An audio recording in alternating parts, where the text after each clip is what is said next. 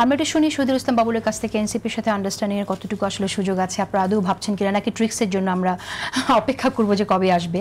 পাশাপাশি আরেকটি বিষয়, সেটা হচ্ছে আপনারা তো দীর্ঘদিন হলো নির্বাচন চাইছেন, যাতে নির্বাচন দ্রুত দেওয়া হয়, সে কথাটি বিএনপি বলছে। কিন্তু আমরা দেখলাম যে মনোনয়নের যে তালিকা, সেখানে দু একজন ব্যক্তিকে নিয়ে সমালোচনা হচ্ছে, সেই তাদেরকে কেন নমিনেশন দেওয়া হলো সেই আলোচনাটা আছে। আপনারা তো অলরেডি একজনের মনোনয়ন স্থগিতও করলেন, তো তাহলে এই তালিকাটাকে সময় নিয়ে প্রস্তুত করা হয়নি, নাকি আপনার খুব দ্রুত কোনো চাপে পড়ে তাড়াতাড়ি দিতে হলো? না, কোনো চাপের ব্যাপার না। 237টি আসনে মনোনয়ন ঘোষণা করা হয়েছে, এর মধ্যে দুইটা একটা, এবং বলা হয়েছে যে এটা একেবারে চূড়ান্ত কোনো মনোনয়ন না, হ্যাঁ, এটা সম্ভাব্য বা অ্যাপ্রক্সিমেট যেটা বলা হয় আর কি, ধারণা করা হচ্ছে যে এটাই। দু একটা বা বিচ্ছিন্ন কিছু পরিবর্তন হবে না সেটা বলা যাবে না, অলরেডি একটা পরিবর্তন হয়ে গেছে।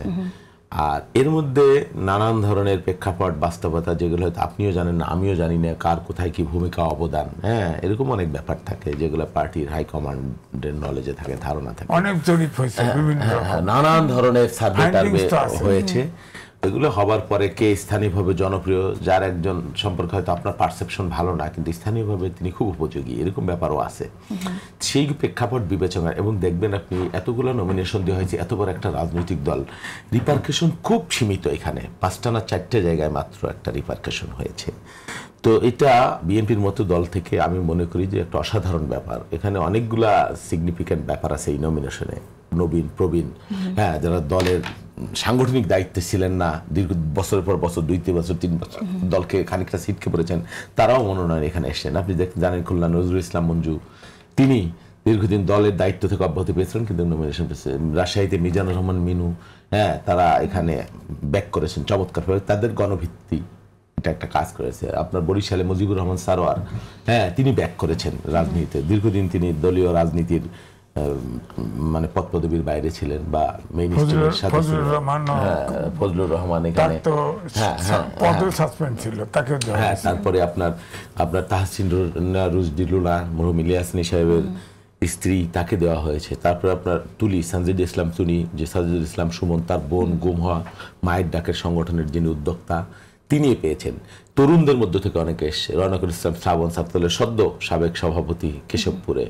তো এরকম নানান বয়স, বাস্তবতা, স্থানীয় প্রেক্ষাপট সব বিবেচনা, এর মধ্যে ব্যর্থও হতে পারে, দু একটা হয়েছে, হয়তো ভুলও হতে পারে।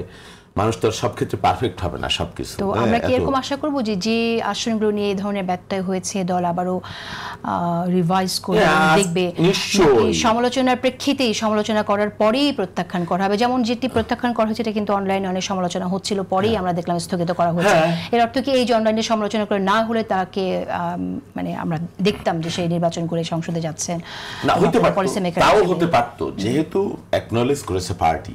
বললাম না, দুই একটা ব্যত্যয় হতে পারে, তো ব্যত্যয়টা ঠিক করে নেওয়াই তো সত্যিকারের ভালো কথা, ভালো কাজ। তো সেটা তো হয়েছে। আর এনসিপির সাথে যেটা আপনি বলেছেন, আমি একটু ব্যত্যয়ের জায়গায় আমি একটু উল্লেখ করতে চাই। নারায়ণগঞ্জের ব্যবসায়ী নেতা মাসুদুজ্জামান, তিনি কয়েক মাস আগে বিএনপিতে যোগদান করেছেন, এবং তাকে নমিনেশন দেওয়ার পর আমরা দেখছি যে সেলিম ওসমান তার জন্য, স্বামী ওসমানের ভাই, তিনি তার জন্য ক্যাম্পেইন করছেন, প্রচারণা করছেন। সো এটা কি আমরা ব্যত্যয় ধরব কিনা? আমি বলি, নানান ধরনের কৌশল, এর আগে তো তিনি অনেক ঘনিষ্ঠ ছিলেন স্বামী ওসমান পরিবারের সাথে। না, অনেক জায়গায় অনেক কৌশল অবলম্বন করতে হয় নির্বাচনী পরিবেশ বিজয়ের জন্য। হ্যাঁ, কৌশল, এটা একটা কৌশলের অংশ হতে পারে। কি কারণে পার্টির হাইকমান্ড বিবেচনায় নিয়েছে আমি জানি না, হ্যাঁ, নিশ্চয়ই এর পেছনে কোনো যুক্তিসঙ্গত কারণ আছে, হ্যাঁ। এবং এবার অনেক মানুষ যাদেরকে পার্টির হাইকমান্ড চিনেও না, আমি এরকম জানি, হ্যাঁ, অনেক যে যাকে পার্টির হাইকমান্ড চিনেও না, তারাও মনোনয়ন পেয়েছে। টিউটরিজন আমি জানি, যেমন আমার নওগাঁ, হ্যাঁ, বদলগাছি মহাদেবপুর, আমার কৃষক দলের যুগ্ম সম্পাদক ফজলে হুদা, হ্যাঁ, বয়সেও তুলনামূলক তরুণ, তাকে মনোনয়ন দিয়েছে। কি কারণে দিয়েছে সেটাও আমি জানি, শুধুমাত্র তার এলাকার সার্ভেতে বারবার তার নাম উঠে আসছে। আমার কৃষক দলের সাংগঠনিক সম্পাদক সুনামগঞ্জে আনিসুল হক, তিনি মনোনয়ন পেয়েছেন।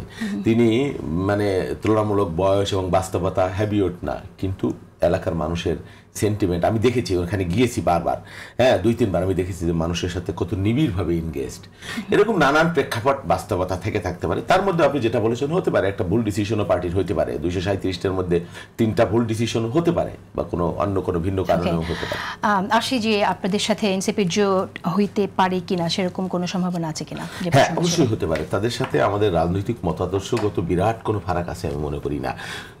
তারা একটা বাংলাদেশপন্থী রাজনৈতিক দল, আমরাও বাংলাদেশপন্থী। তারা অভ্যুত্থানের মধ্য থেকে উঠে এসে আমরা চেয়েছি যে এই নেতৃত্ব আমাদের রাজনীতিতে ভূমিকা রাখুক, টিকে থাকুক, সারভাইভ করুক, এইটা প্রয়োজন আছে।